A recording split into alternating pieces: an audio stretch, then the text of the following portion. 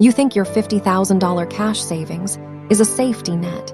At a true monetary debasement rate of 7.5% annually, you are bleeding $3,750 a year by doing absolutely nothing. Your cash is not a fortress. It is a melting ice cube in a rigged financial system designed to quietly strip your purchasing power while you sleep. You sit there, grinning at your phone, because your high-yield bank account is paying you 4%. You think you are growing your wealth. Congratulations.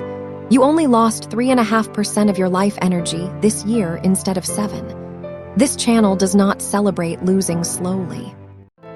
You are currently on the first rung of the wealth ladder. You have a salary and a pile of dead cash you are terrified to lose. I am moving you to the second rung today. You will master the calculation of your personal hurdle rate. The exact, tax-adjusted percentage yield your money must generate just to outpace systemic inflation. And you will understand exactly how to deploy capital into assets that absorb inflation rather than suffer from it. Stop saving. Start deploying. The true metric of inflation is not the government-manipulated Consumer Price Index, or CPI.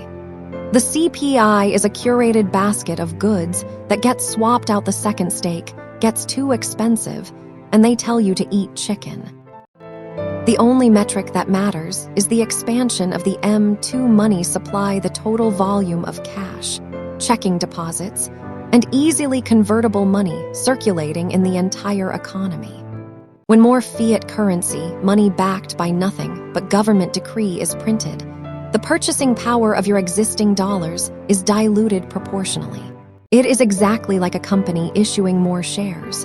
Your slice of the pie stays the same size, but the pie itself just doubled. You own less of the world. While the CPI might publicly report a polite 3.5%, historical M2 expansion averages 7 to 8% annually. This is the silent tax. Let us look at the arithmetic of mass theft. Between 2020 and 2021, the M2 money supply expanded by a staggering 26%. A corporate treasury holding a $100 million cash position lost roughly $26 million in purchasing power against hard assets in just 18 months. They did not lose a single physical dollar. The number on the screen stayed exactly the same, but what that number could acquire vanished. This is why institutional billionaires like Ray Dalio publicly declared cash is trash during this exact period. He rotated billions of dollars out of fiat currency and into inflation-protected assets and commodities. He did this to shield the Bridgewater portfolio from this exact mathematical debasement. He understood that holding cash was a guaranteed, unrecoverable loss.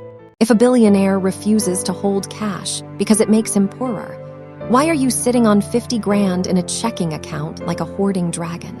To stop bleeding, you must calculate your tax-adjusted hurdle rate. Write this down.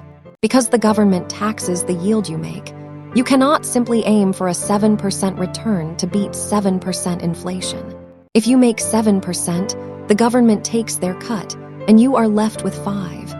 You still lost purchasing power. You must factor in your marginal tax rate, the tax you pay on your very last dollar earned just to break even. Here is the exact formula. Take the real inflation rate of 7%. Divide it by 1 minus your top tax rate. Assume you are in a 24% tax bracket.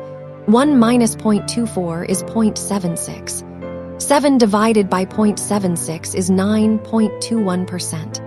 To beat 7% inflation while paying a 24% tax on the yield, you need a gross return of 9.21% on your money.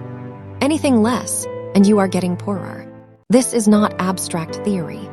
This is the exact math the institutions use to dictate where money flows. Look at a $15 million Class B multifamily real estate syndicate. A syndicate when multiple investors pool their money to buy a massive asset they cannot afford alone.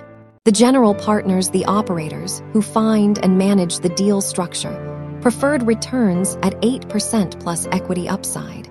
They engineer the deal to hit a 12 to 15% internal rate of return. or IRR, the annualized rate of growth an investment generates. This target is not arbitrary greed. It is the mathematical minimum required by their institutional limited partners, the passive investors putting up the millions to clear their 9% hurdle rates after taxes and inflation. If a deal cannot project a 12% plus IRR, the smart money simply does not fund it. They walk away. But you accept 4% from Chase Bank and say thank you. You are subsidizing their hurdle rate with your ignorance. So how do you actually deploy capital to absorb inflation rather than be crushed by it? You use the ultimate wealth mechanism. The mechanism is this: using fixed-rate fiat debt to acquire cash-flowing hard assets. When you lock in debt at a fixed interest rate, inflation actively destroys the real value of what you owe. The bank is getting paid back in dollars that are worth less every single year.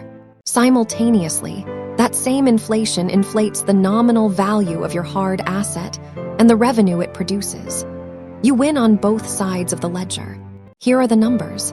You borrow at a 6% fixed rate to buy an asset yielding 10%. Meanwhile, inflation runs at 7%. The real burden of your debt melts by 7% a year. Your asset's price inflates by 7% a year, and the 10% yield pays the 6% debt. The spread is pure wealth creation. Look at a massive institutional example. A private equity firm executes a $120 million logistics warehouse acquisition.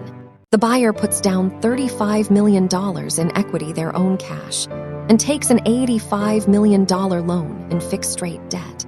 Then inflation spikes.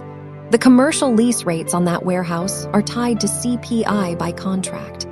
As inflation rises, the rent automatically rises. This increases the net operating income, or NOI, the raw cash left over after running the property, but before paying the bank. Because commercial real estate is valued based on its income, the higher NOI drives the asset valuation from $120 million to $150 million. Meanwhile, that $85 million debt, it is being paid back in severely devalued dollars. The bank takes the hit, the equity holder takes the $30 million gain. This exact same math applies to your first $250,000 duplex purchase. You put down $50,000. You borrow $200,000 at a fixed rate. Inflation drives up your rental income and the property value, while your $200,000 debt rots away into nothing. But to execute this, you must build the character this mechanic demands. You must develop the ruthless discipline of emotional detachment from fiat currency. You must stop viewing dollars as a scorecard of your personal worth, or a comfort blanket you hug at night. Start treating them as expendable soldiers. They exist to be deployed to capture income-producing territory before they desert you through inflation. If they sit in the barracks of your savings account, they are dying. Deploy them. Here is your assignment. You will calculate your exact personal hurdle rate today. Take the real inflation rate of 7.5%. Divide it by 1 minus your top marginal tax rate. Write that percentage on a Post-it note. Stick it to your monitor. Then, audit your current bank accounts and investment yields against this number to find your exact negative spread. You have 24 hours. I know the excuse you are whispering right now. I don't have enough money yet to worry about investing. I just need to build my emergency fund in a savings account first so I feel safe. Safety is an illusion sold to the working class to keep their capital cheap for the banks. Deploy your capital or watch it die.